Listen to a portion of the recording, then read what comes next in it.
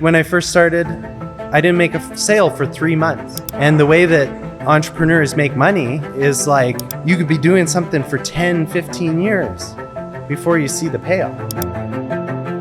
But we struggle and we struggle and we struggle and we don't see the results. That self-doubt creeps in. So for you, while you went through that first 3 months, no sale, right? How do you keep that belief that I should keep doing this? I should keep moving forward. I should keep knocking on doors. I should keep reaching out. I think if you're a true entrepreneur, you have to prove to yourself that it can be done. So you will know you're on the path if you're struggling. If you're struggling. If you are struggling. Like some of the clients that struggle the most are people that consume too much of everything, and then it contradicts where to even focus most of their energy in. If you're struggling right now, give it meaning.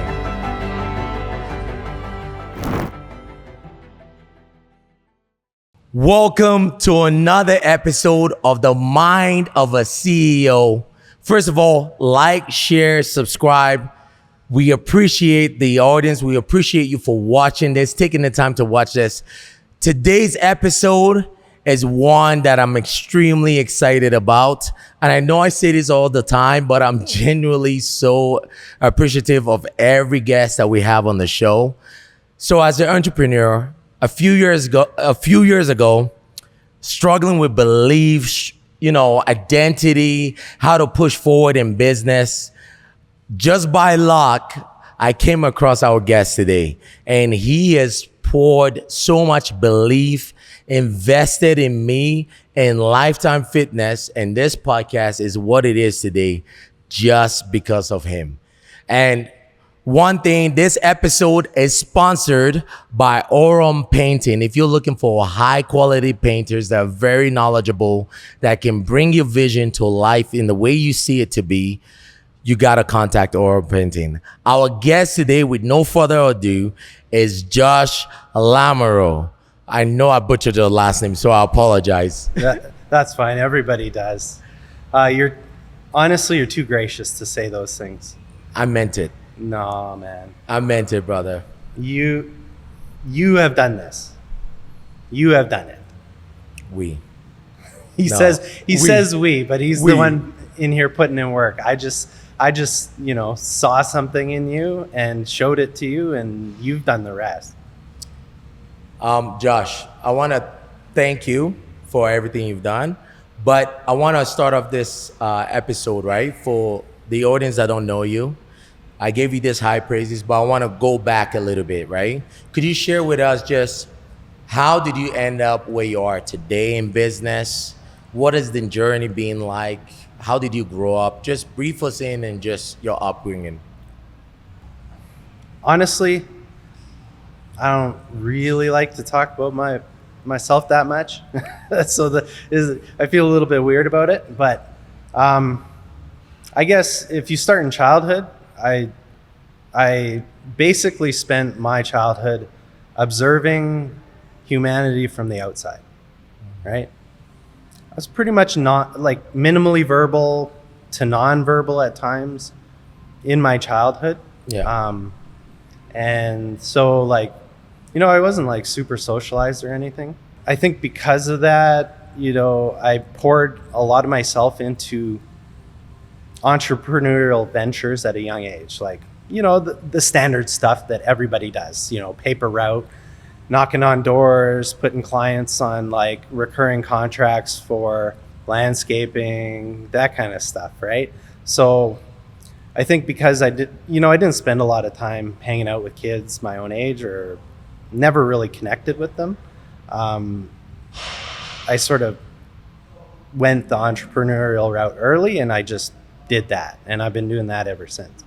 How I came to Aurum Painting was I had started out like student painting when I was in university, and I was pretty successful right off the bat in terms of sales and stuff as a franchisee. I was rookie of the year, and like my sales and stuff were always strong probably because I had a background. And then I was floating around looking for something to do after that, and then I got headhunted by a much like larger painting company, probably one of the biggest in Alberta, and they hired me to head up.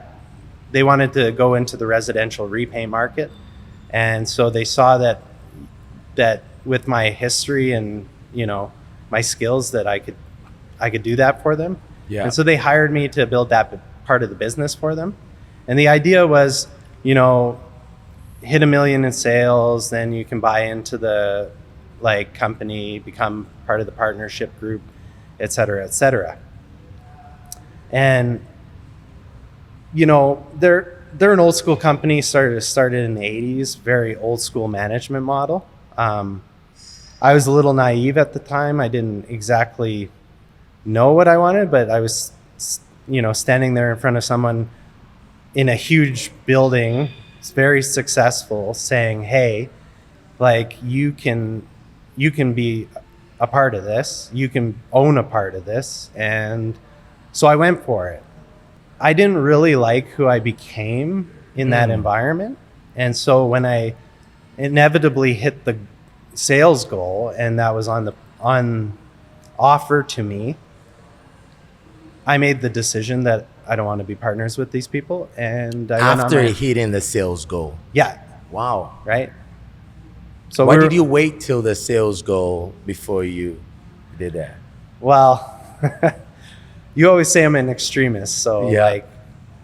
when I make up my mind I'm going to do something, I do it. Right.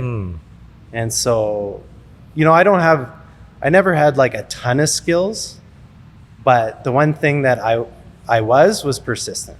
And so that's why I did it. And then when I got across the finish line, I looked up and I was like, oh man, mostly I looked at myself and what I was becoming in that environment, and I didn't like it.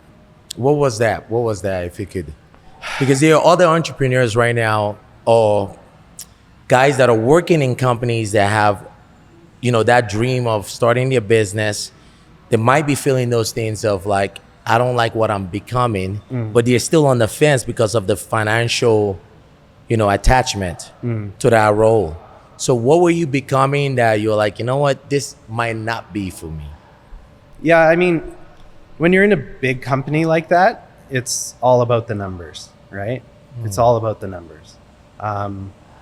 And the systems you create are systems of control, right? Wow. On a fundamental level, I don't identify with that, right? I guess I'm a bit of a romantic. I still believe in the power of the human being and humanity, right? Within each individual. And when I reduce people to numbers on a piece of paper, it made me feel terrible, right? And I understand in a lot of businesses that's the way it is, but I don't, and I also understand, the numbers got to be right. Yes. Right? Everybody tells you, know your numbers, know your numbers, know your numbers. Yeah. But I go, okay, at what cost? Right? Right? And okay, if you go into business with the goal of building a profitable business, you will get money. Right? Yeah. But at the same time, you become a commodity, right? And all the humanity is stripped out of what you do. And I wasn't about that. And so when I looked up, took a breath, and asked myself, does this align? Do I see myself the older guys who were in the company? Do I see myself becoming him? And I was like, no. And being an outsider my whole life, I decided that, I'm happy to be an outsider once again. And so that's when I started my company. And shortly after that, I met Austin, and I had the production elements, right? That sort of thing dialed in, and they had their marketing on point, and we sort of just filled in the gaps for each other, and we've been doing it ever since. Wow. Yeah. That's amazing. Okay, there's a lot there. One, you started your own company.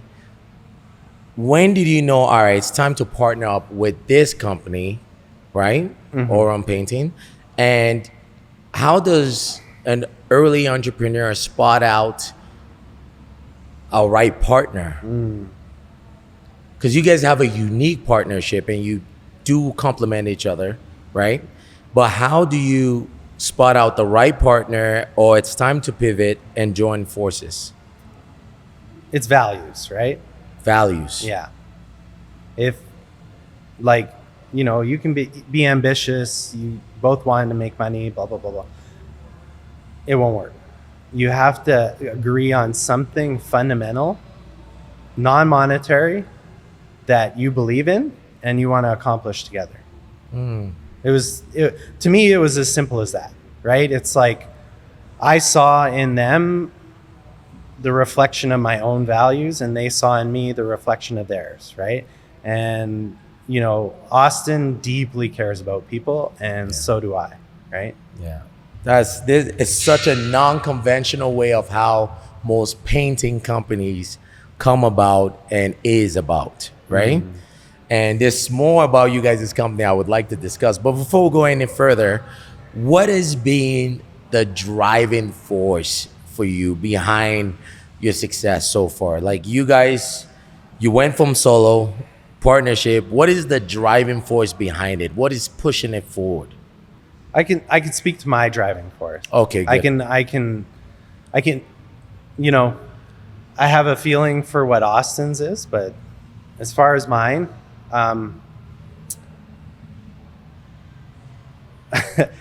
funny enough, one of my new hires, I made them cry the other day, right? And I actually told them earlier in the day, I'm going to make you cry, right? You're sick. That's messed up. That's messed up. There's two ways to make somebody cry, as far as I understand. One is to show them things about themselves that they don't like, and the other is to show them something about themselves that they yearn for, and like a version of themselves that they want to be. And that's what I did, right? I painted a picture for them of what I see their future could look like, right? And when they saw that I understood everything they were trying to achieve, and all of their ambitions and their passions and their energies and who they really were as a human being, the tears came out, right? And so a couple days later, she came to me and she was like, "How do I make you cry?" And I said, "There's only one way to make me cry. And that is to see you achieve your full potential. Because once I see that, I guarantee you, I will, like, I'm a crybaby. I will sob uncontrollably, right?" And I said the same for myself. The day that I become the person that I know I can be, I will do the same. So would you say that is the driving force for what is pushing the company to be successful for you right now? Yeah, like the driving force is exactly that. It's like, I know we're painters, but your audience probably thinks, what the heck can a painter teach me about business, right? And I assume you must have asked me on your podcast for a reason. Exactly. Right?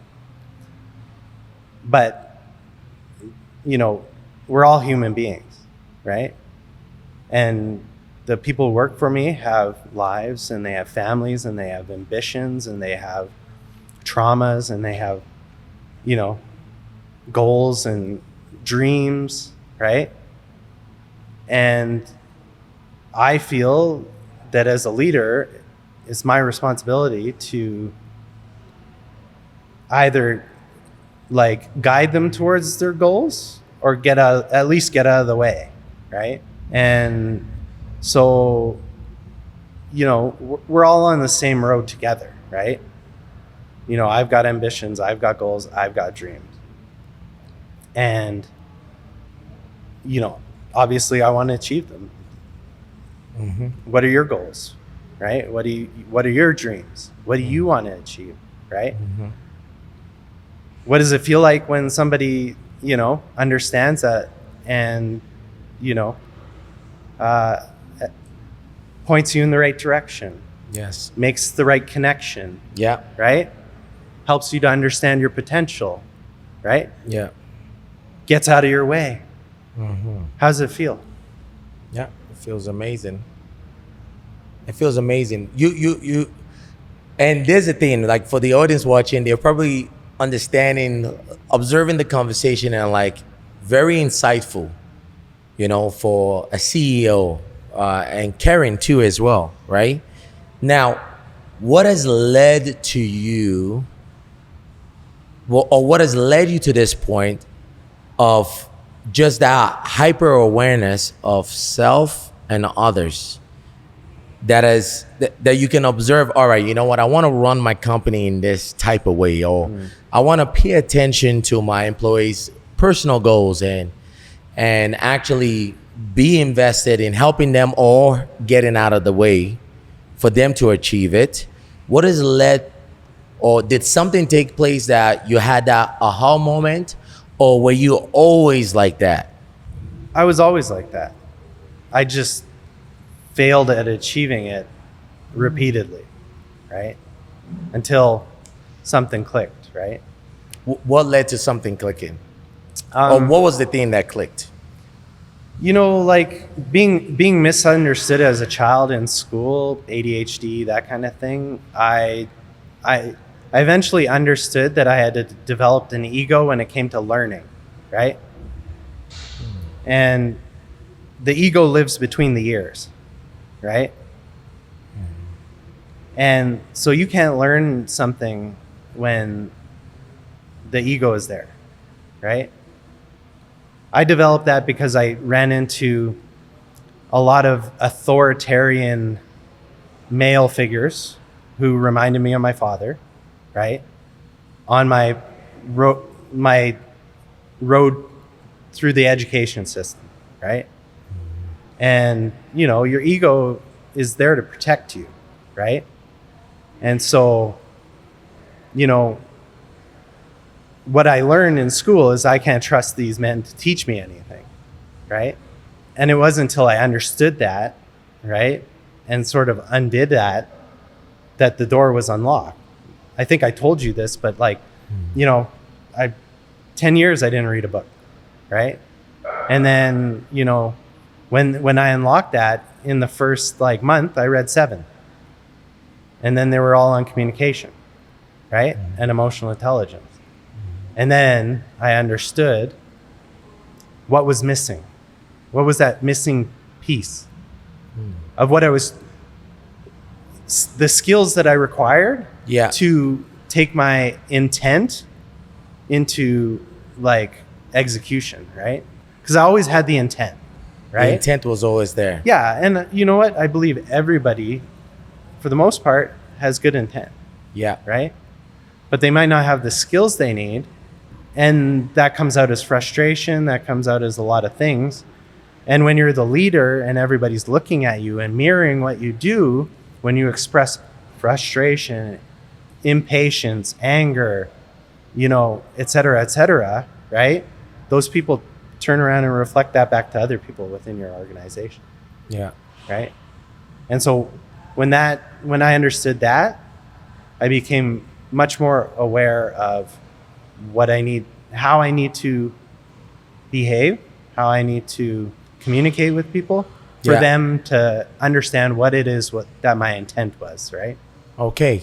Now, this is a good place, and I think It's perfect that for the entrepreneurs watching right now, or people, career-driven individuals that are watching right now, how does one that is like observing everything you're saying, they're like, man, I relate to that. I relate to that. Could you give them a step-by-step process how they could unlock that ego that's blocking them from learning? So the key to unlocking the mind when there's an ego in place, you cannot unlock it through rationalization. You can't. Because again, where does the ego live? In between the ears, right? So the first step is to find humility, right? And in my experience, and I've implemented this in the business, is the best way to humble yourself is to go to the gym, right? Because the gym is the mirror. Yeah. And that mirror doesn't lie and it doesn't distort. You will see yourself very clearly when you go to the gym. Right? Very true. This is why we're here. Exactly. At right? the realm. Yes. Yeah. So going to the gym, especially when you start, but every day, it's a humbling experience. Yes. Right? Yeah. No, that's so true. And I believe that. And the gym mirrors in every capacity, from the reps you taking, how you taking the reps, how you show up, your preparation. If you don't know what you're doing and still not reaching out for help, right? There's so many elements of that shows what is in you. So number one, humility, and what better way is by going to the gym. What is the next step in which they can take? I think you can't just go to the gym. You got to keep going, right? Mm-hmm. And that process unlocks sort of a chain of events, right? Because what happens next is you start looking at other elements of your life that aren't working for you. And then you realize you have to humble yourself when it comes to those things. Yeah. Right? So if you're having problems with your wife, right? Mm-hmm. You're gonna have to humble yourself, right? Yeah.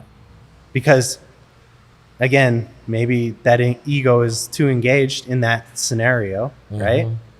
And you're not listening because again, lives between the ears, yeah. right? And all of a sudden when you start listening and understand and demonstrating understanding to your wife, does your relationship become better? It does.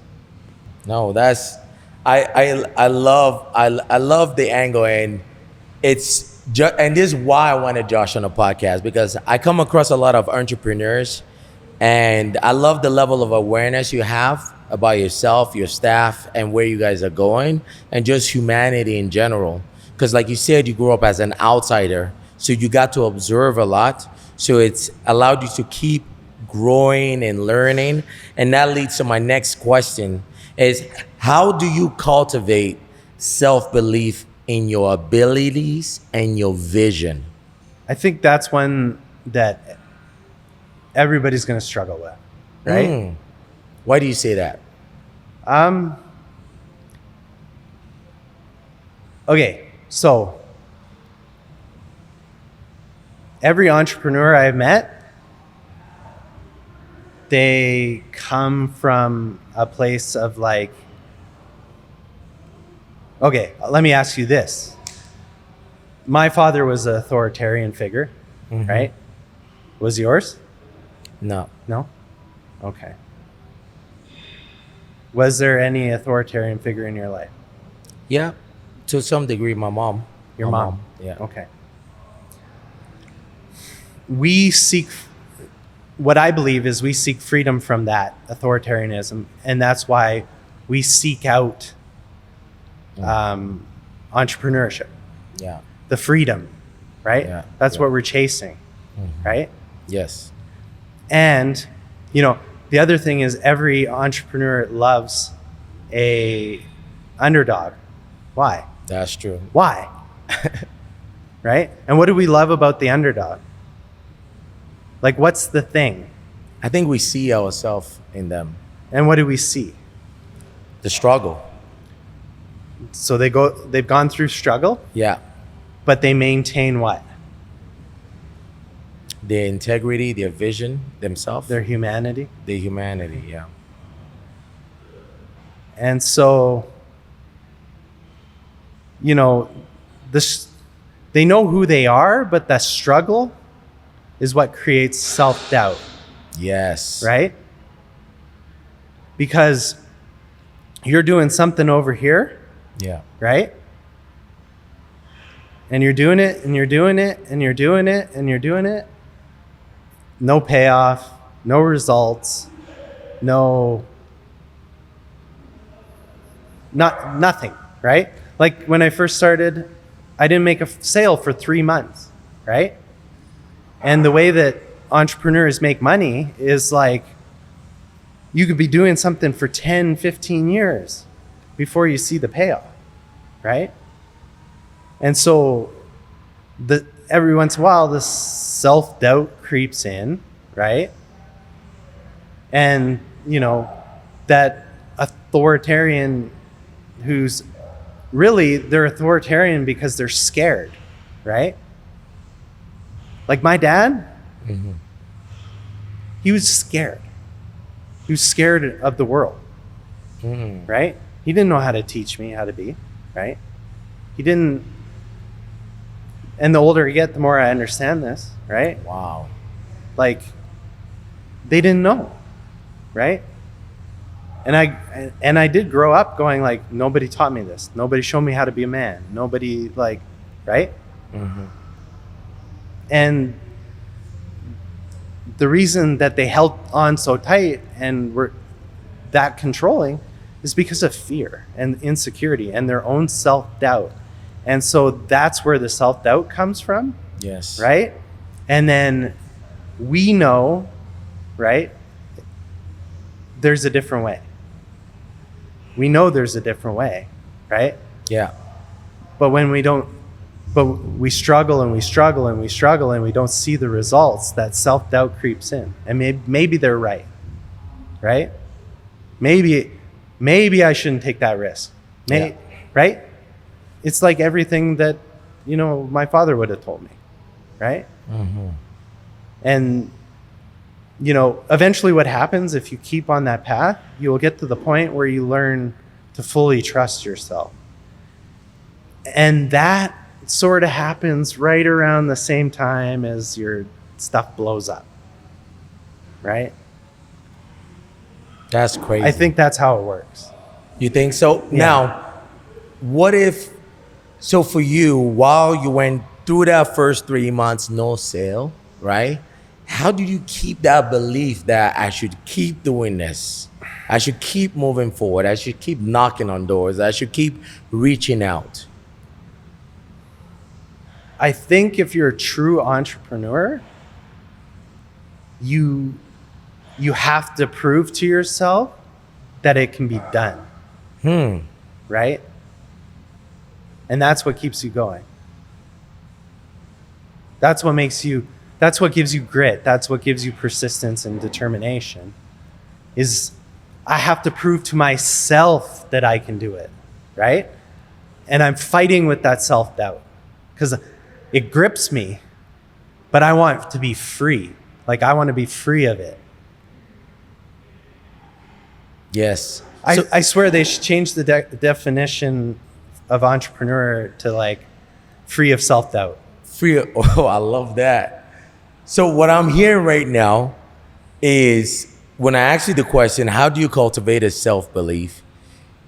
And I think this is actually like very peaceful and reduces a lot of pressure, is that you don't really have to believe all the time Like what I mean by that, you don't have to have that strong belief all the time, but it's that the journey of wanting to prove to yourself that it can work, that you just got to stay consistent with that. Is that correct or is that off? So you will know you're on the path if you're struggling. If you're struggling. If you are struggling. Because you still, if, like, in the gym, right? If I walk on the treadmill flat at 2 miles an hour, Yeah. right? Or if I got it set at, 12 incline and I'm going 4, right? Or 4.5, right? Mm-hmm. Very different experience. Very different experience. That's funny. Yeah. Yeah. Right? Yeah. So as you climb the mountain actually gets harder. And so the more you struggle, the more you know that you're on your path. So we need to embrace it. You need to embrace it. I think that's easier said than done. Oh, it sucks. It sucks. Right? Yeah, yeah. What tools did you use to embrace the suck more, so to speak? Honestly, I don't have any tools. I don't have any tools. You guys out there, you're on your own. Yeah. Find a way to embrace the suck. Now, the only way to reduce the suck is communication skills. Ooh. That's it. That's all there is. Communicate. Yeah. Yeah.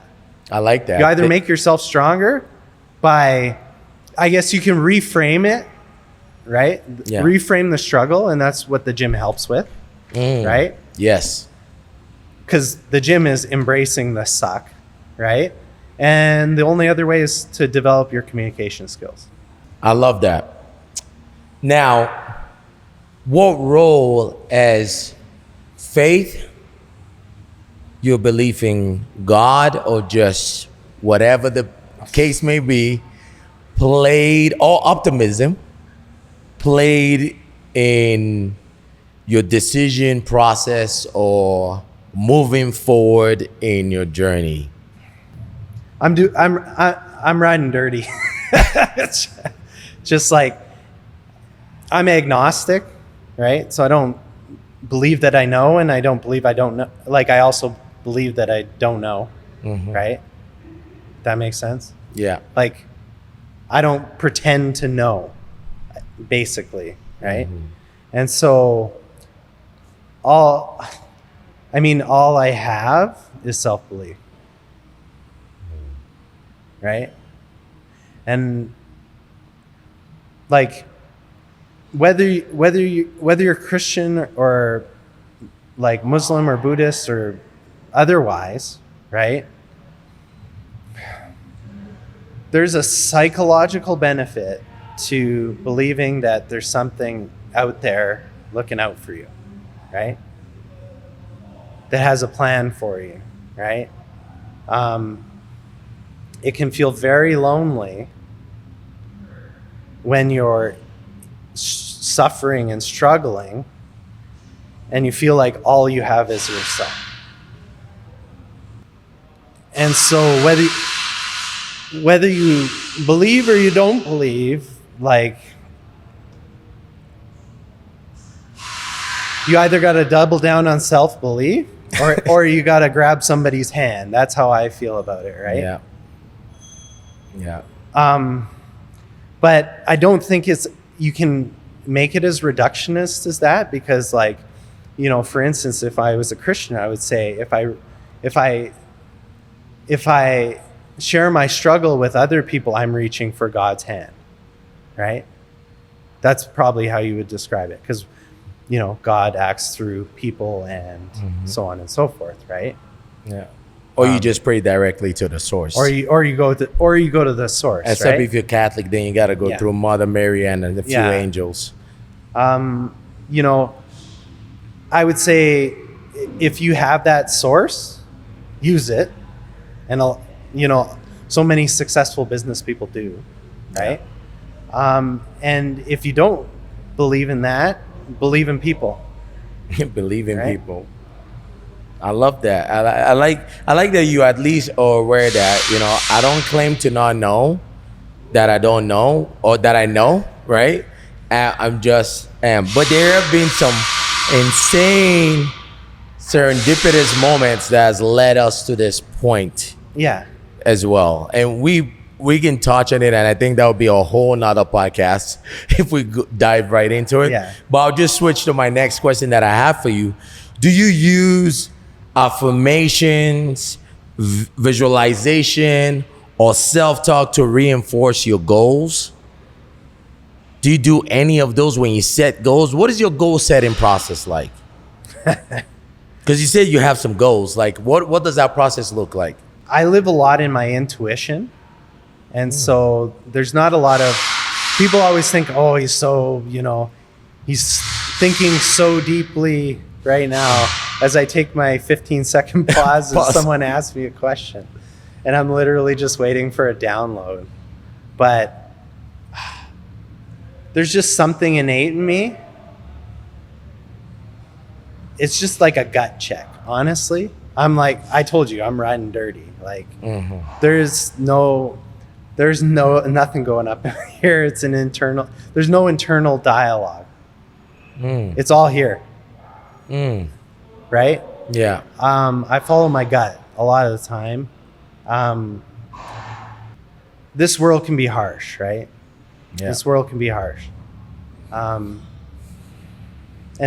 a lot of times, like, the obstacles that are put in front of you are like designed to make you better.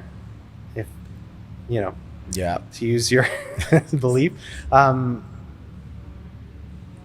There's an element of me that believes what, the teachings of Jesus, right? Yeah. I didn't go to church. I didn't go to Sunday school. I didn't pay attention in religion class when I was in Catholic school. So a lot of the stuff I just agree with, right? I'm trying to create systems of empowerment, ultimately. Systems of empowerment. Yeah. Right? And a pathway for people to go from, because as you deal with painters, you realize that you're dealing with people with a lot of trauma, right? They haven't set goals. A lot of times they do. They have dreams, but they haven't set a lot of goals, right? Because they don't believe that they can, and we've seen that, Yeah. right? And so my goal, I guess, to gut check it would be to create a pathway to success for others.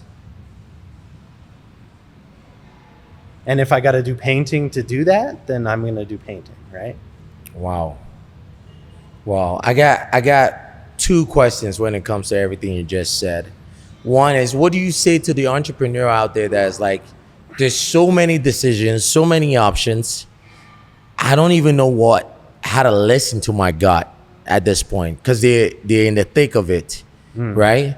How can one, because you have that gut intuition, like you said, how does one get to having that? Or is that something you develop? Is there a way of quieting the noise? Is there a way of acting forward through that so that people watching this can take something and pull into it, I think the reason that it works out for me is I follow this, right? And so I really, if you're in the game, you know what to do, right? You know what to do. Not everybody's, and we go back to what we're doing with the corporate training is yes. Not everybody's at the same capacity in their journey, right? No. Yeah. So from where they're at, they know what to do if they follow their intuition. It's when this thing gets involved a lot of the time that it the creates ego or just overthinking? the intellect, right? The intellect and the ego often sabotage us. Every time I've sabotaged myself, it's been that. It's been what? It's either been the intellect or the ego, Wow. right? Yeah. Every time, right? So I think that's why, knowledge is so important. It's not to use it for intellect, it's to have it in there so that this can produce the right answers when they're needed, right? So if you can increase your capacity that way, I think that would be my suggestion. Is like, I think Sean Getty actually said it, right? Is like, you consume the information, right? And then you go and act on it, right? Yeah. But the action comes from here. This stops you from acting, right? This is just how you get it in, right? This is how it should come out.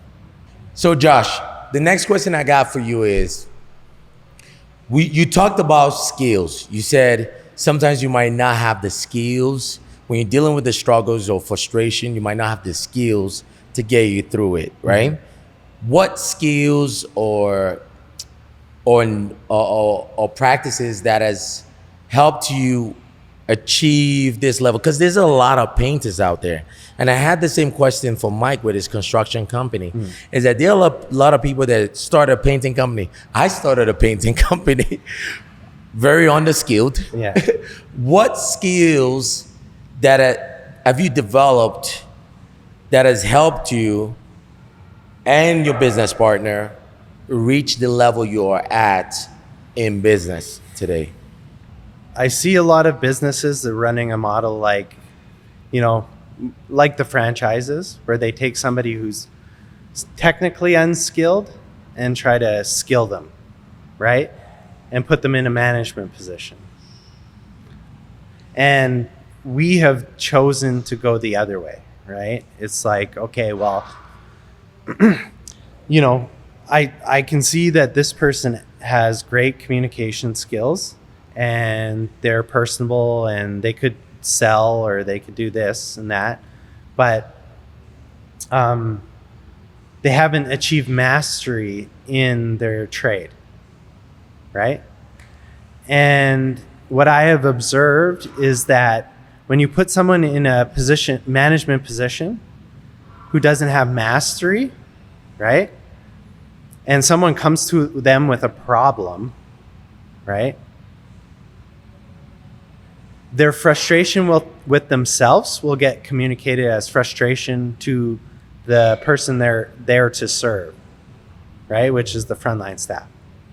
And so I made sure both myself and my partner are very skilled technically, right? And then we learn all the other skills, the soft skills, after the fact, right? That has enabled us to be in a position where our guys can come to us with any problem and we will be able to support them and show them how to fix it.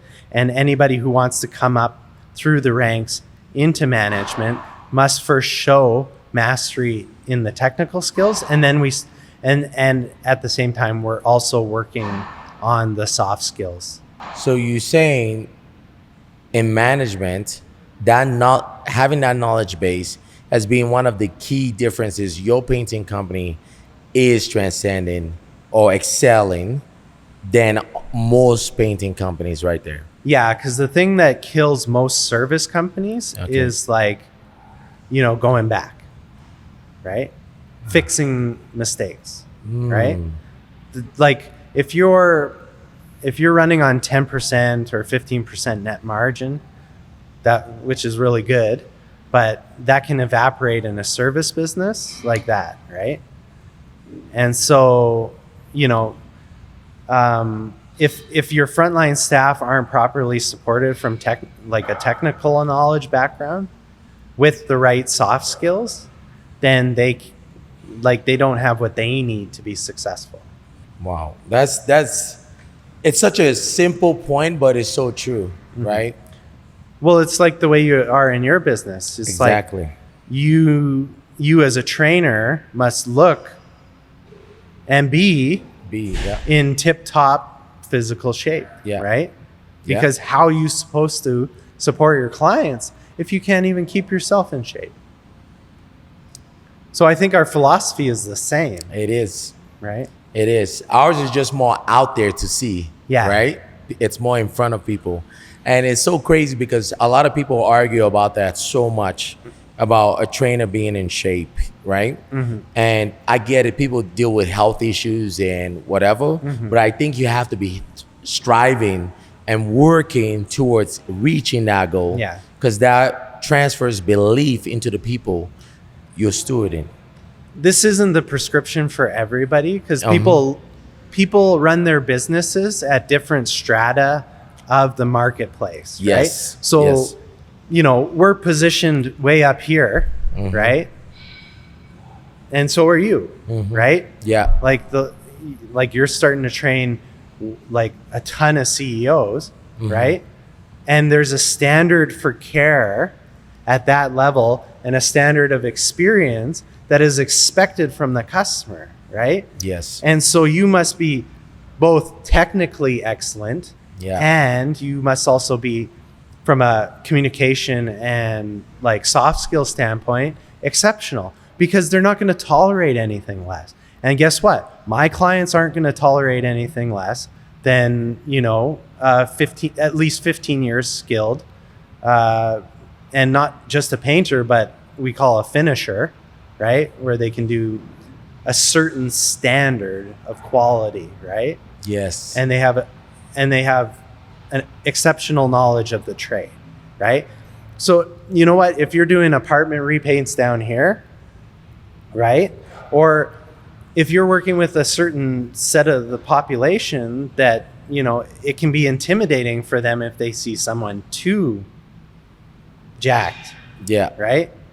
So you might make yourself more accessible to them, right? If the difference in standard isn't too far, right? Yeah. Because we have the same issue in our business. Is like we're up here, we can't hire somebody that's down here, No. right? And upskill them to that. No, we have to take a good painter and turn them into an excellent painter, right? Yeah. And you have to take good trainers and turn them into exceptional trainers. Yes. Yes. Yes. And that is very, very, very hard to do if the passion or the love for people or the trade is not fully established. Yeah. Or it's not there. And if the ego's in place, if the ego is in place. right? Because the ego will say, you've gotten to this level, that's good enough, Yes. right? Yeah.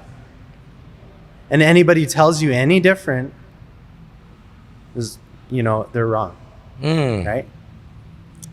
That's so good. How do you leverage creative thinking to solve problems or innovate in your business right now? Because I think as a company, you guys are extremely not in the box. Like you guys think differently, and you guys' trajectory is it's not common in your service business, in your line of work. Now, how do you guys come about those creative ways of moving forward in your business right now? Yeah, I have a good example because we're working on another business right now and we're starting the marketing strategy for it. And I've assigned that to my student intern Yeah. to come up with the marketing strategy, because I want them to learn that element of the business because it's not taught in school, right? Yeah. And it's a huge component of your success in business, right? And so I have this Socratic teaching method for like how I deal with like my people is to ask them questions so that they can understand versus telling them, right?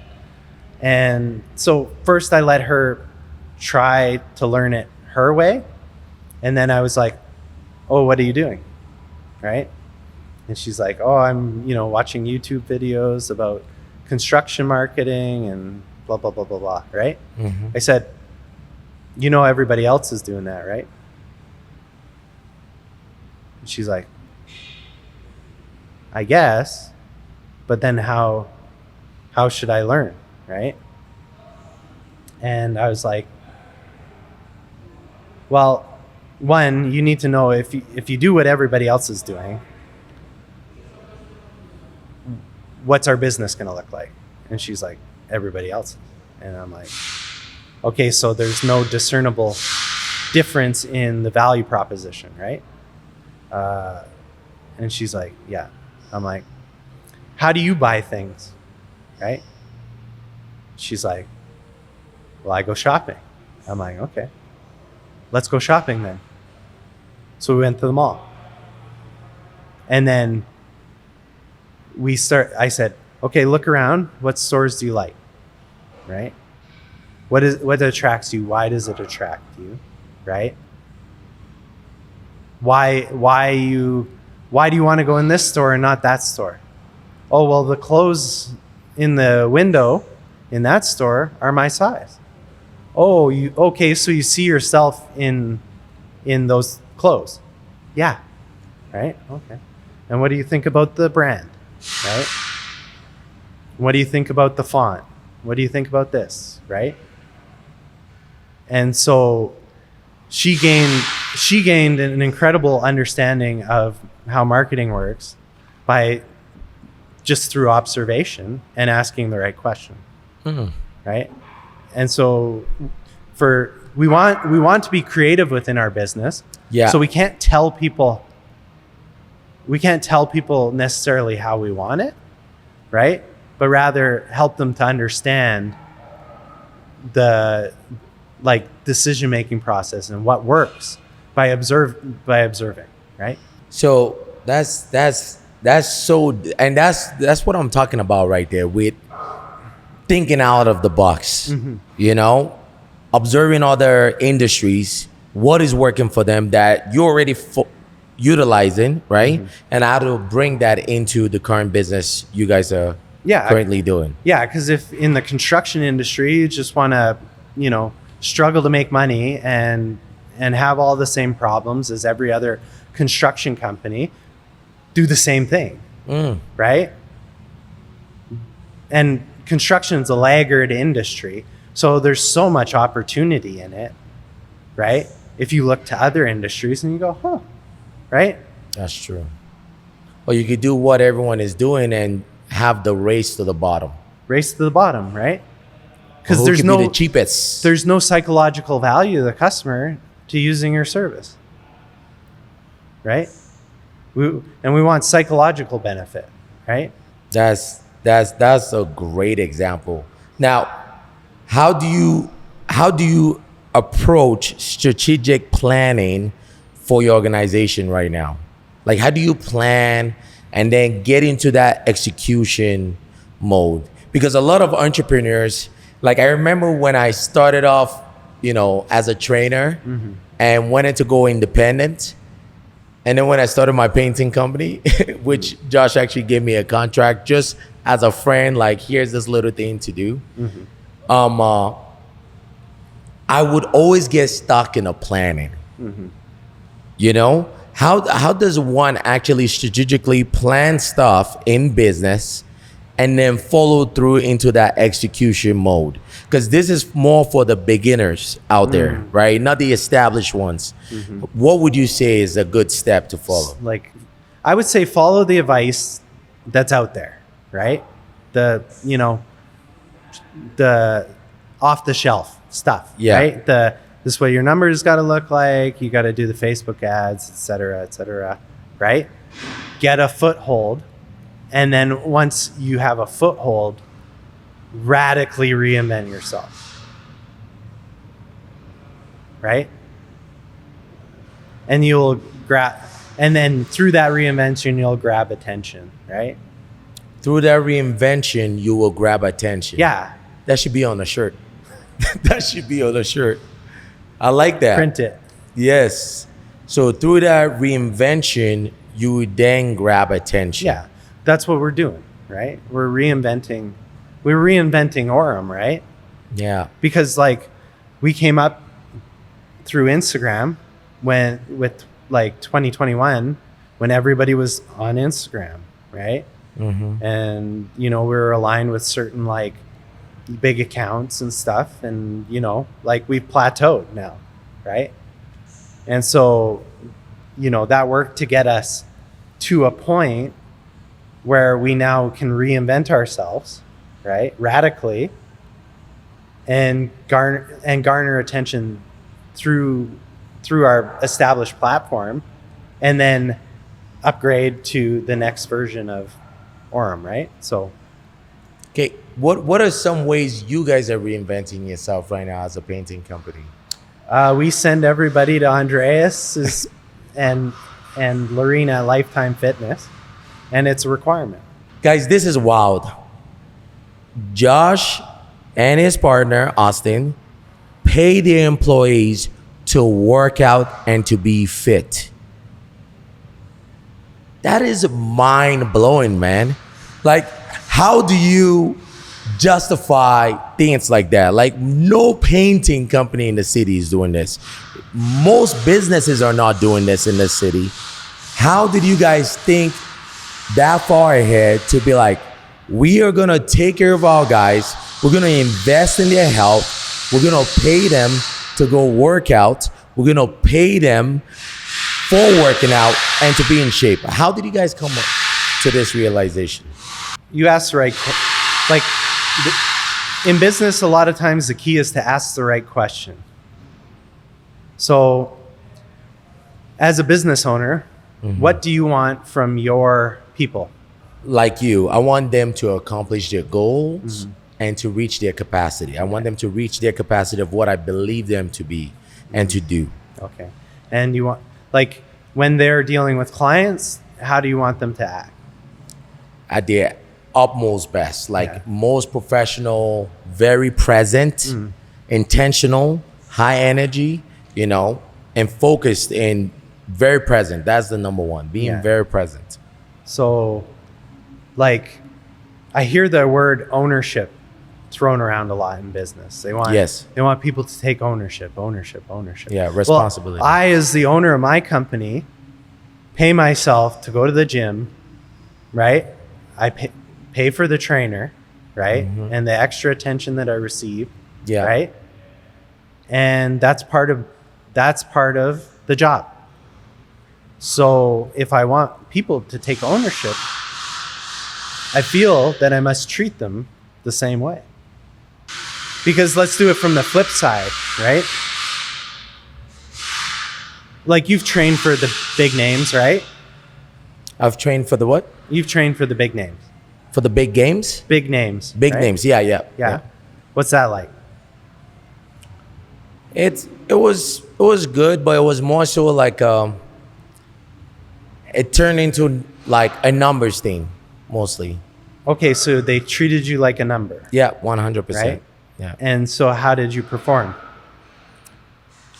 Now, mind you, I was very self-motivated because I had a kid at the time, right? And now I have 4. So I wanted to be, I wanted to push to be the best I could be at that moment. Okay. But that's not the case for everybody.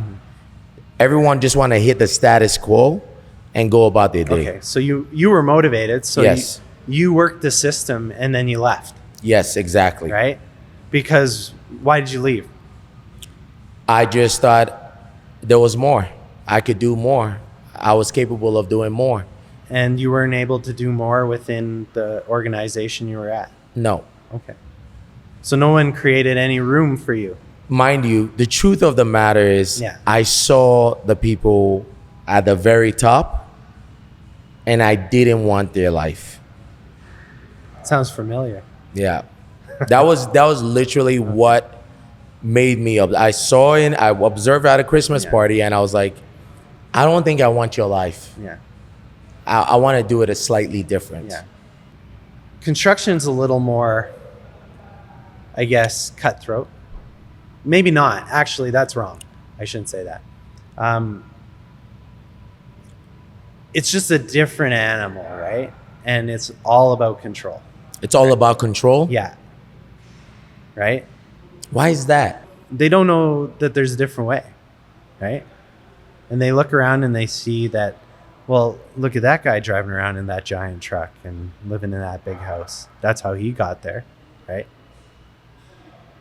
And it's just, you're not given enough opportunity or time, like time's a huge thing, to think outside the box in a lot of cases. So you just do what you see it working, right?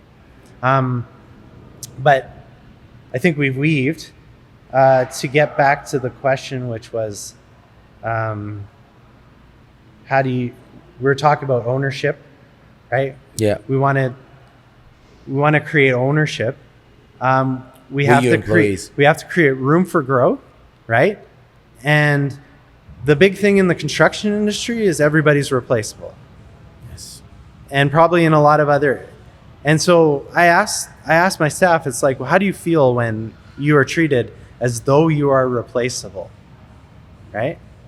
And they go, well, I guess I'm replaceable. What I do doesn't matter, right? And so when you say something like everybody's replaceable, you make the people in those positions actually feel like what they do does not matter. And in return, hurting the customers and also the company. How would you feel if someone told you your work didn't matter, You just stop caring. right? Wow. And that's what happened. So my question became, okay, if that's the case, how do we show people that we care? And if people are smart, like everybody's smarter than they get credit for, right? They will know fake from real, right? Yeah. How do you really show them you care? You treat them to the same standard you treat yourself, right? And so that's why I go to the gym, I get a trainer. You go to the gym, you get a trainer, right? And I said to the guys, I'm like, look, at the end of this, if you decide to leave, you're leaving with a great body, more energy, Yeah. right? More mobility, more self-confidence, more. Yeah. And you walk out the door with that, nobody can take it from you, That's so true. right? And then wherever you go on to be a force, and you're valuable, right? And guess what? When you walk out that door, I will feel it and I'll miss it, because you do matter. I think that's such a big lesson right now for a lot of entrepreneurs. Because valuing the people you do have. Because if you do not value them with your actions, they're not going to value themselves. They're not going to value their work. And everybody's a mirror, man. So people reflect. When you're at the top, people will just reflect you back, right? Yeah. They reflect you to you, and they reflect you to other people, right? And so what do you want to see in the mirror? That's so interesting. Like when you told me what you were going to do, long before I started making this a prime focus for Lifetime Fitness, I was in shock to the capacity that it could be. And you investing in your employees to train like you train and hold them accountable to that standard too, onto the time that they're all wanting to come to the gym on their own, Yeah. feel better, living a healthier lifestyle. What would you say to those companies out there right now that are watching this are like, yeah, right, paying my employees to work out? What would you say to them? Well, I could start with the construction industry, Okay. right? My question to anybody working in the construction industry is, how many young guys do you have coming in to fill positions? And how long are you hoping to hold on to the guys that are already there?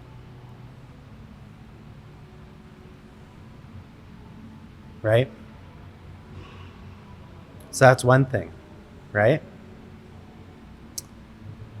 The other thing is, how much does turnover cost you?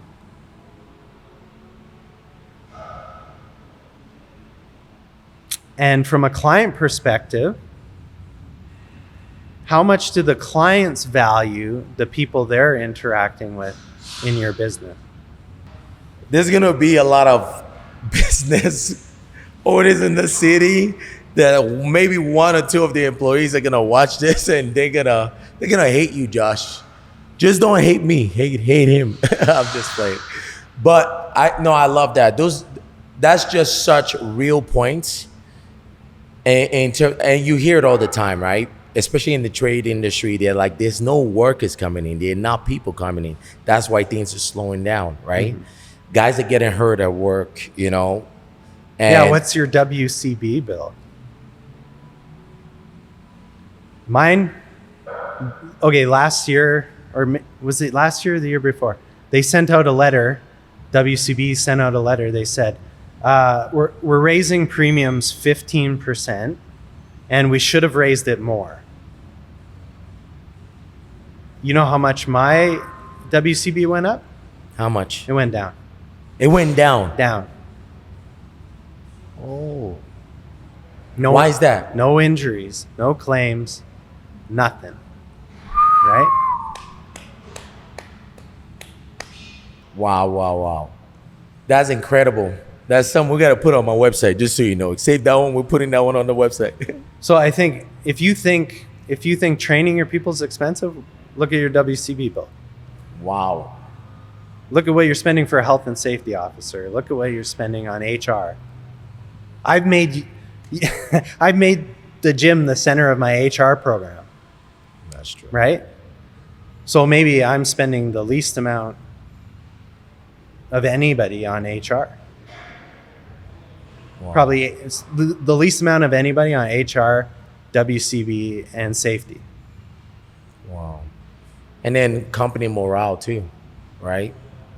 No, that's incredible. And this is all great stuff, but I want to touch on something though. Okay. Setbacks, rock bottoms. When I met you, I think you were coming out of one or in one of them in a moment. The very first time. 100%. First of all, if you don't mind explaining what just that time in your life was like, and what tools help you get out of it, because we all face it. And I think you were meeting me in one of mine, because I've had so many of them. What were you doing what were you going through, and how were you coming out of that? I think the common thread in everybody's story is that, because you're seeing me in a time of reinvention. Yes. Right? But I think, you know, it's a story as old as time, because I'm pretty sure it's in the Bible, is that, you know, a period of reinvention is preceded by a betrayal. So at the time you met me, right, you know, I had just gone through, you know, I was doing what I thought was best. You know, I thought I had a good relationship with like one of my big clients, right? And I don't know if it's I changed or they changed, or, you know, business conditions changed or whatever. You know, they started using me as a piggy bank, and like, you know, started leveraging, you know, our relationship to get ahead, right? And I think that really hurt me. And, you know, I'm a guy, I got the best intentions for whomever I deal with, right? Yeah. And I think what really affected me was like seeing that unfold. And, you know, I think it took a lot out of me. And I think like leading up to that, I had struggled with my wife's health and all of that. And it kind of all piled up into one. And, you know, I went to the client, I asked for the money, and I basically got treated like, you know, I'm like, how dare you, right? Right? And I said, look, I can't do any more for you until you clean up your outstandings, right? And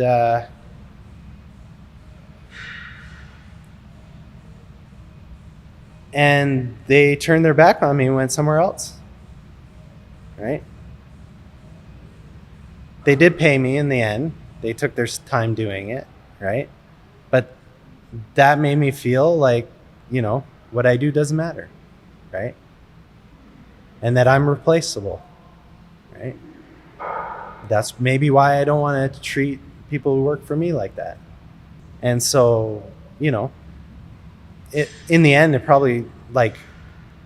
was a big contract to replace. It probably ended up costing me 70, 80 grand just to keep the guys going, over the next, couple of months as I tried to make up for that shortfall in revenue, right? So it's like insult to injury kind of thing.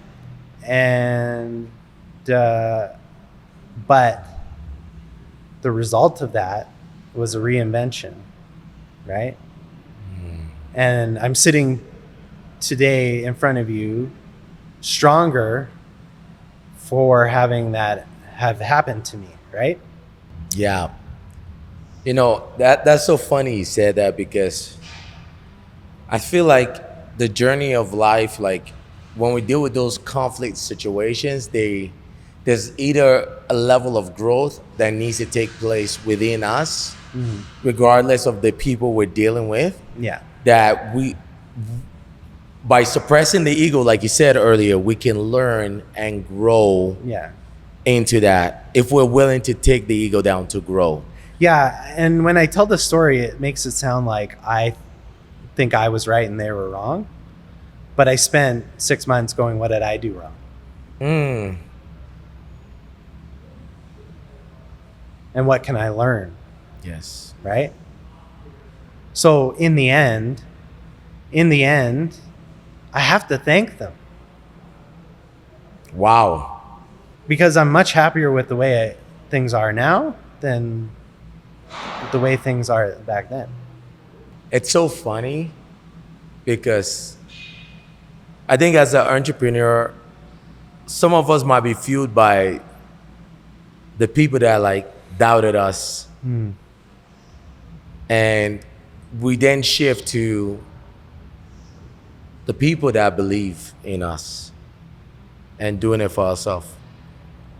You got to love your haters too, man. Yes. You got to love your haters. Yeah. And I'm not the first person to say that. Like, that's recycled for sure. Exactly. Right? Because you know what? Everybody's put in your life, if you're aware and you're observant and like introspective, there's an opportunity to learn from that experience. There always is. And that's what really successful entrepreneurs do well. And that's what I see, right? Yes. Is that don't make what happened meaningless. You give it meaning, right? If you give it meaning, then they can't hurt you. That's so true. Now, going through that, observing what happened, right? This is a personal question for me. I want to learn this on how you do this. How do you limit or reduce distractions to channel all of your energy into more productivity and making things happen? I'm actually doing the opposite right now. Really? Not so much limit distraction, but I think productivity can become a distraction. Explain. Well, it's the old, like, are you busy good or busy bad?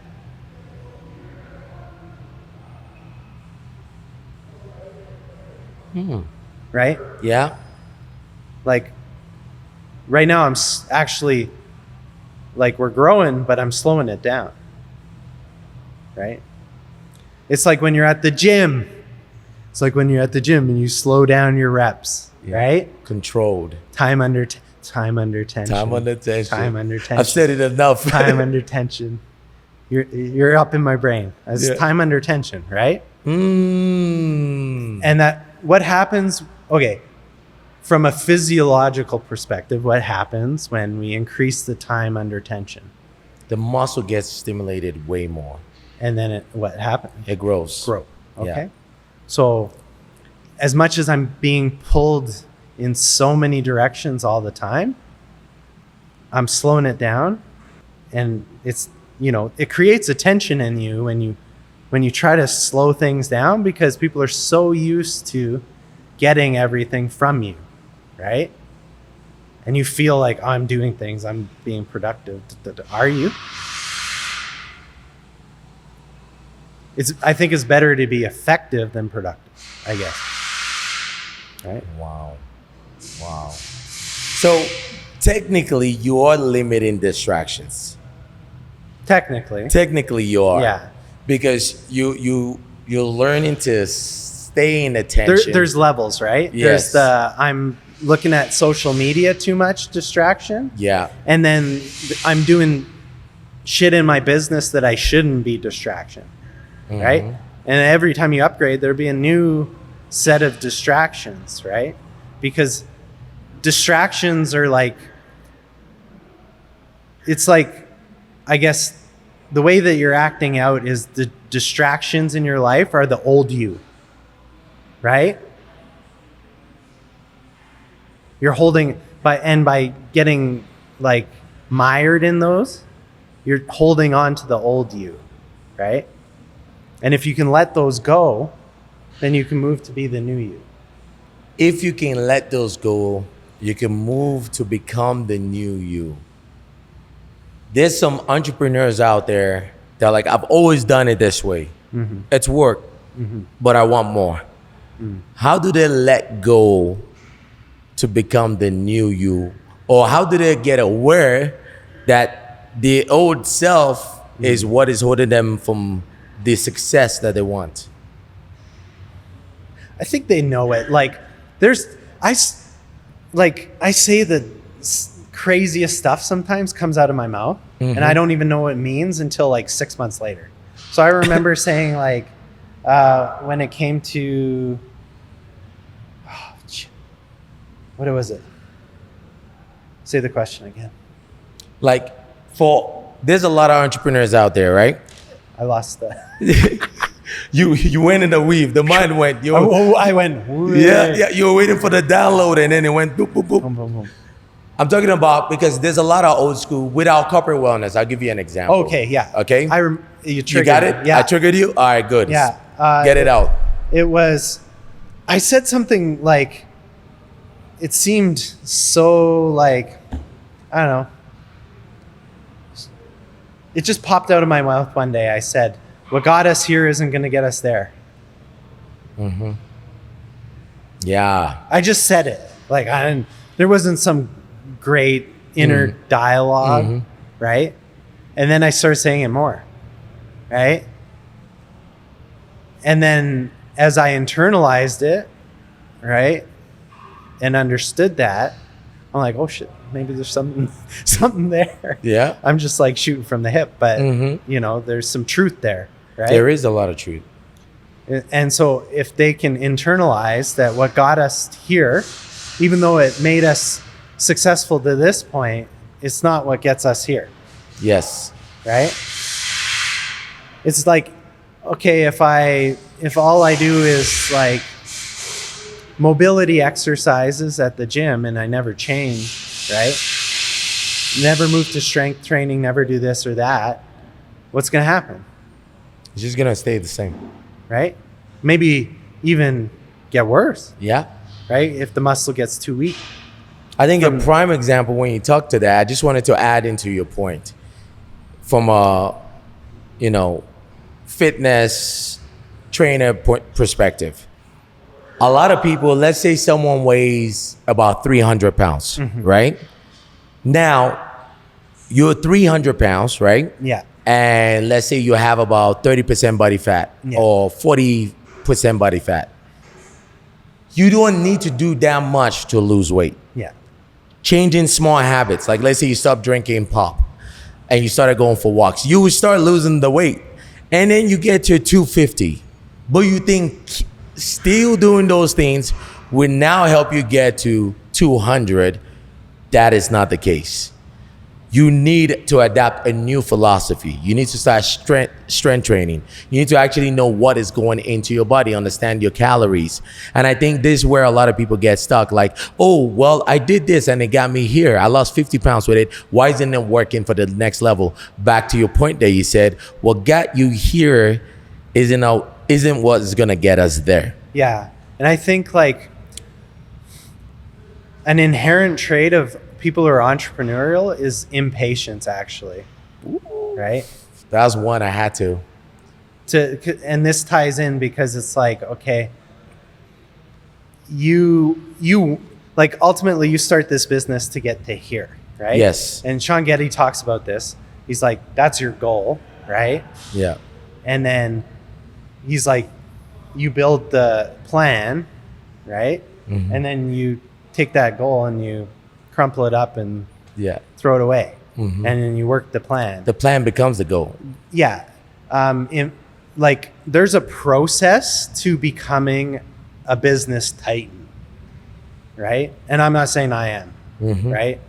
Like there's been guys on this podcast who are way more successful than I am. And you know, there's levels, right? Of course. The ocean is there's a lot of fish in the ocean, right? Yeah. The sooner you understand that there's a process to it and you can't outrun your capacity, right? It's like at the gym, right? Like you're not going to start off lifting 3 plates on bench, right? Yeah. You're not. There's a process. There's a quick way to die. Of slowly increasing your capacity. Yeah. Before you're able to push yourself to that. Right? Exactly. And this, like, the same in business. Anything you want to know about business, you can learn at the gym, right? So if you're an entrepreneur out there, you're going, what do I need to do? Like, if you're not doing it already, but if you're not doing it already, go to the gym, you'll learn, right? And engage in that process. And then be patient with yourself, right? Which I think is actually the hardest thing to do. It is. Right? Is to be patient with yourself. I want to add to that point, but with a follow-up question on that, right? Being patient with yourself and going to the gym, right? It's I think if for those entrepreneurs out there that are watching and are like, I'm already going to the gym, I'm in great shape, but my business is stuck, right? As just said previously in the podcast, mirroring your, like the gym mirrors life, right? Yeah, and send your guys. Send your guys or pay attention to your patterns. Pay attention to your patterns. If you're always hurting, if your elbow is always hurting, if your back is always hurting, if you're not recovering fast enough, if you're still looking the same as you did 3 years ago, that tells you a pattern right there that is in your business. Mm-hmm. There is something you need to learn. There's a skill you need to develop, or there's someone you need to contact to help you. Yeah. Now, the follow-up question I have for you is, what are some ways you work on improving your patience? Patience comes from understanding. Patience comes from understanding. Yeah. So if you're feeling impatient, you need to seek understanding about whatever it is that you're feeling impatient about. I love that. I'm going to clip that. You guys watching right now, clip that. I'm going to rewatch that portion. Just flip it back. All of us starters, like baby entrepreneurs, the infants like myself in the industry, when you're feeling impatient, seek understanding. Woo! Now that said,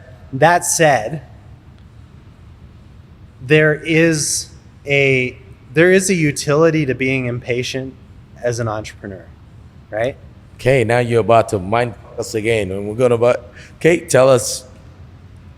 Impatience is what gets you going, right? Yeah, Right? gets you started.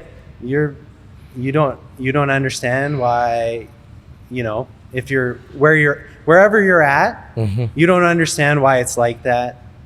You don't understand how you're going to be successful there, right? And so you grow impatient, and then you're like this. I'm going to do my own thing, Yeah. right? And that impatience pushes you into entrepreneurship. And then the process of becoming a killer entrepreneur is to go from that level of impatience to over here, where it's like it seems like you have endless patience. Wow. And I think this is a good time to also share the story of when, earlier this year, when I started this podcast and I was feeling a little bit impatient, and I used to talk to you about it, and to see what it is now and what is happening and the kind of guests we're having and what that has done, it blew my mind. And when you said time under tension, it spoke so deeply to me in terms of how it's easy to want to just go fast and go through the motion. But sometimes it's important to just sit and experience the tension, because the tension is what creates growth. Yeah, the struggle. What's an entrepreneur without struggle? I was going to say a trust fund. Yeah, an Epo baby, right? No. And there's nothing wrong with that. There's nothing wrong with that. I was Yeah. just saying. Yeah. But we're the underdogs. Yes. Right? We're all the underdogs. We're scrappy. Yes. I love it. All right, let's get back on track here, okay? Okay. How do you train your subconscious mind to align with your goals? So as much as at the beginning we talked about self-doubt and the negative side of self-doubt, Yeah. if you can reframe it and go, the self-doubt is where I got to go to discover what it is I need to do next, right? So it's like every time you need to upgrade, self-doubt will pop up and you got to fight that. And it'll point you in the right direction. So when you feel that fight inside, like resistance, Yeah. or I'm doubting this, or I'm resistance to this, Yeah. that's where you gotta go to. You got to learn. go, right? Fear will guide you to the promised land, basically, right? Because the 99% of people out there listen to their fear. The ones that challenge it, that's in essence what it means to be an entrepreneur, right? That's why I say there's no struggle. Without struggle, there's no entrepreneur. Now, how do you deal with fear? I run headlong towards it. Regardless of how you feel. Well, I feel terrified. And I'm like, okay, we're going. That's something I think I struggled with for a long time. I used to think that because I'm afraid, most men are fearless. So I thought men are fearless. So because I'm afraid, it would push me down and just hold me in place to even seek knowledge. You understand? Yeah. And I never knew that fear was not the end of the story. It was just a part of the story. Yeah. I mean, to relate it back to the gym, Yes. fear is gravity. Right?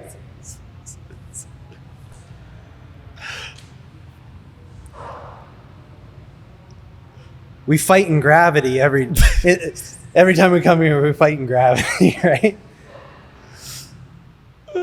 I was just laughing. I'm picturing moments when I have you benching something, and it's like, that's the fear right there. We're like, can I do it? Can I push it?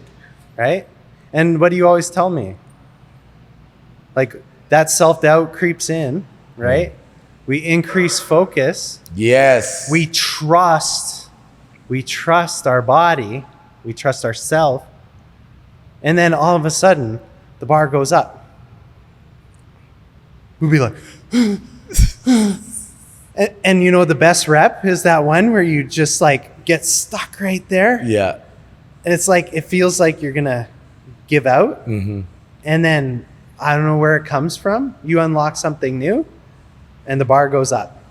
Yes. That's the best. That's Those the best are the rep. best. Because you learn so much from that. Yeah. Because you deal with doubt. You Sorry, deal with second fear. best rep.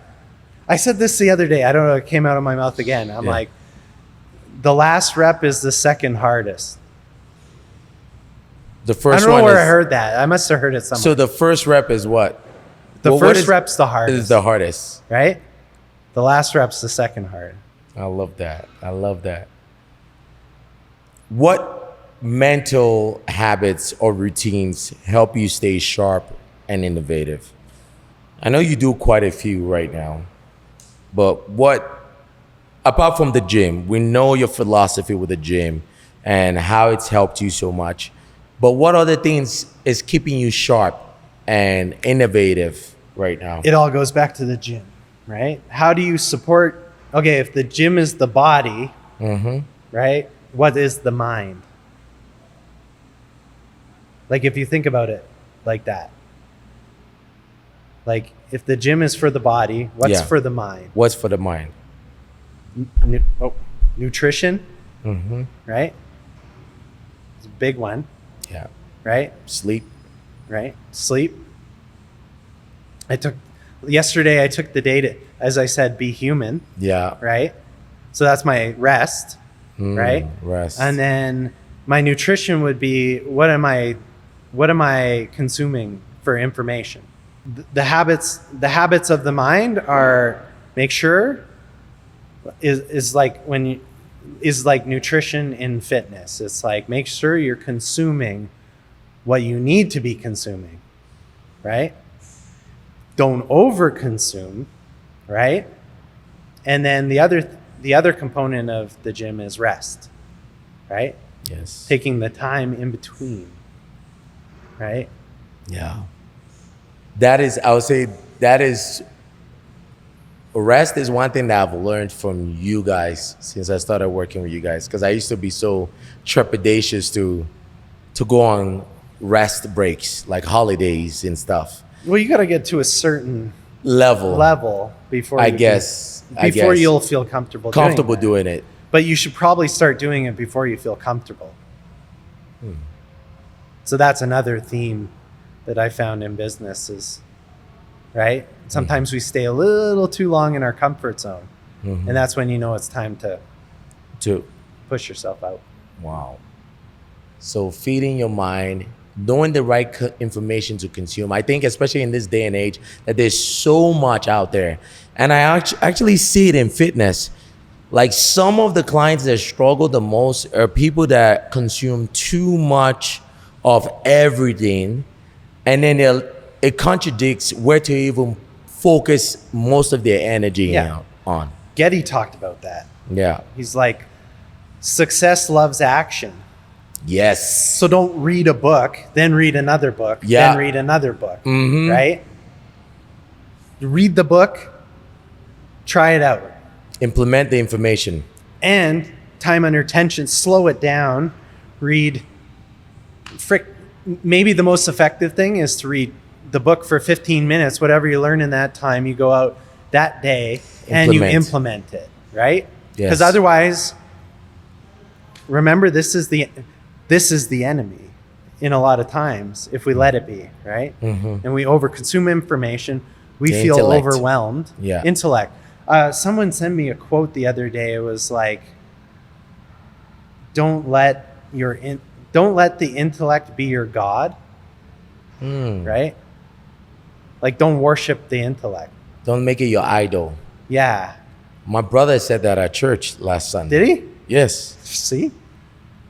I think it was a quote from a book called Primal Leadership.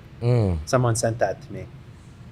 It's like, basically, don't hide behind your intellect and don't overthink it. Wow. Because intellect's not God, No. right? Connection is, Connection. right? I like the way you're talking about God, but then you're like, I don't know, but I know. I know. I just want to talk When you're about right, that. when you're right about shit, you're right about shit. That's okay? true. I'm not going to argue Yes. the truth, right? That's true. Doesn't matter who it comes from. And that also led with, and I'm curious about this. Do you have a peer group or a mentorship, a mentor, or people you rely on or lean on to kind of like guide you along the ways in your journey through business right now? I probably lean on you a lot. I think we lean on each other. We lean on each other Yeah. for sure. My buddy from Marvel Renovations, Adam, Oh, Adam is amazing. amazing guy. Amazing guy. If y'all are out there, you're looking around your house, you don't like it, you want to do something, that's the guy. Yeah, Adam is He's incredible. Killer, Yeah. right? I lean on him, and and honestly, you two have only come into my life in the last like 3 years, right? Prior to that, I was like, so I think there might be a point there is like And Austin, of course. Austin, of course, Yeah. right? Our partnership is, we work on like telepathy, right? Yeah. That- you guys know that's- each other's moves before it happened. Yeah, we just intuitively know what the other's gonna do, and we're like velociraptors, Now, that leads me to my final question. All right. Fast forward to, not fast forward, rewind back to when you were a kid. You're in high school, struggling in school, and no one gets what you're feeling. No one gets you. You felt like the outsider. What advice would you give to that kid out there right now, or that entrepreneur that feels like that right now, to encourage them to stay the course or to continue pushing forward? At any given time, it's impossible to understand the person you'll become or what your life is going to look like fully. And a lot can change in 2 years. A lot can change in a year, right? And sometimes it feels like, you're working towards something, and it's not going to pay off. And a lot of people give up right before it does, right? So persistence has never let me down. We might not be going exactly in the right direction, and all it might take is just a slight pivot, and you'll get there, right? I have a question on that. How do you know, like when I was painting, I started a painting business on the side. And I remember Josh brought me in his house, sat me down. In the most loving way, it's like, you suck at this, you should give this up and stick to your day job. But in the most loving way, right? And I took it in like, you're a way better trainer. It would take you way longer to get skilled in this trade as a painter. And I took it, I was like, you know what? He sees something in this. I am gonna stick. I'm gonna not keep looking for a side hustle. I'm gonna put all of my focus and energy in personal training. And my business has grown so much since that conversation I had with you. How does one know this is an idea I should let go or stop being persistent with? Or it's time to pivot. What would you say?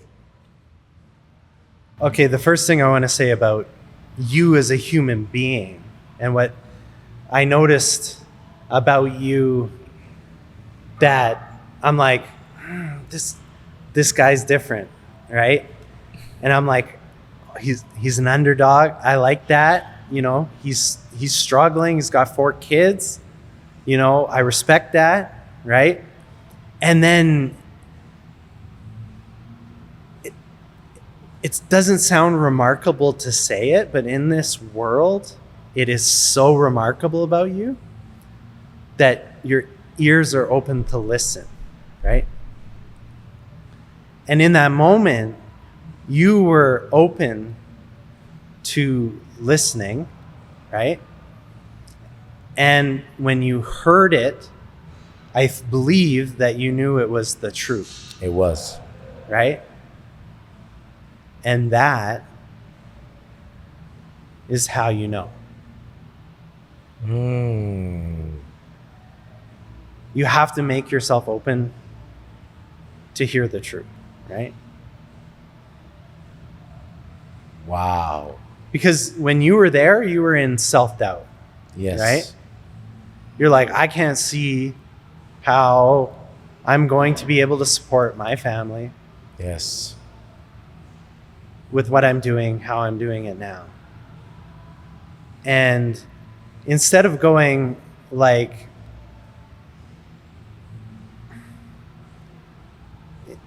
at the time you didn't understand that, like, it's just, you were just a couple small habits, as Getty said, away from success. Yeah. You thought you had made the wrong decision about what you wanted to do, right? And you doubted it, right? And like, I guess, like, you don't see how incredible you are. Stop gassing me up, man. You are an incredible human being. You as well, Josh. And never, ever, ever, ever doubt yourself. Because you're so powerful, you're so passionate, and you care so much. Thank you. How I don't understand how you could look at somebody like that and doubt them. Yeah. Yeah. Because when I saw it, and I saw you, and I'm like, man, this guy's so powerful and he doesn't even know it. This guy's the whole package and he doesn't even know it. Yeah. Right? And why can we see that about other people, but we can't see it about ourselves? I was going to say, I see that in every client, you know? Yeah. Well, as humans, we don't just mirror, we project, right? And so you see the potential in everybody, right? Yes. You said that's your superpower, Yeah. right? You know what that tells me about you? What? That you are the loving, right? Version, right? It's like okay, to use the Bible, you've got this almost authoritarian figure in God, Yeah. right? And the loving, caring, understanding son, Yeah. right? Died. That only he can save humanity, right? He can save people from his sins, right? Through compassion, through understanding. You reflect those values, right? Amen. And you project the best of yourself onto people, right? Because you struggle to see it in yourself, Yeah. right? And we all do the same thing. Yeah. And the fact that you're projecting the best really truly shows what's in your heart. I appreciate that, man. And I love how it started with the question of the advice you would give yourself, and how we went into how does one know when it's time to quit. And you say you got to be open to listen, but then you went on complimenting me afterwards, and which I deeply appreciate. But this tells you the kind of person you are. And as you said all those great things about me, I see how, guys, you don't know, and I know this podcast is not about that, but I have to say this on camera. Josh is the kind of boss that if his employees or his employees' son needs to go to baseball, but don't have the time or the means to get to baseball practice, Josh personally goes, picks up the son and takes him to baseball practice, stays there, watch the baseball practice, drives the son back home. That tells you the kind of leader you are and the incubator that you're building in your team. And I'm so blessed to be a part of the journey. And I'm so blessed that you believed in me when I didn't believe in myself. And we are here today. And for that, I want to thank you so much for being on the podcast. You have one more point? I just want to ask you something. Ask away. Do you believe in yourself now? Oh, yes, I do. So that's the question. That's the question everybody needs to ask themselves. Yeah. And the answer needs to be yes. Yes. But there are moments, right? We all go through moments. There are moments, there are challenges, but I now know that when I feel that, like you said, run towards it, lean towards it. It's a part of the journey. When you feel fear, a lot of people don't start their weight loss journey or their health journey because there's fear. And you said it so strongly. When you feel fear, seek knowledge. Or when you feel doubt, seek knowledge. You understand? And knowledge can equip you with steps that can at least help you take that first rep. Yeah. The other thing is, again, back to don't make the intellect your God. Seek out support. Support, yes. Right? Yes. Connection. Right? Who, not how. Yeah. And the emotions are powerful, and that's where all our motivation comes from. Right? Yeah. I love that. Is there any points you want to leave the guests with on this podcast? A message for everyone. If you're struggling right now, give it meaning. Whew. We got to start a t-shirt line. T-shirt. Wristbands. Wristbands, yeah. Thank you so much for having me on. I appreciate it. I'm so proud to see how far you've come and how far this podcast has come. And like, I've been blown away by all the other guests that you've had. And I'm so impressed. And, surprised that you decided to have me on. You're the man. You're the man. You were initially supposed to be the first guest. Come on, man. I'm batting cleanup. Is that what you're telling me? No, but you're here now, and we're thankful. Josh, thank you so much. For the viewers, thanks for watching. We appreciate it. Like I said, share, like, subscribe, and thank you. Let's go.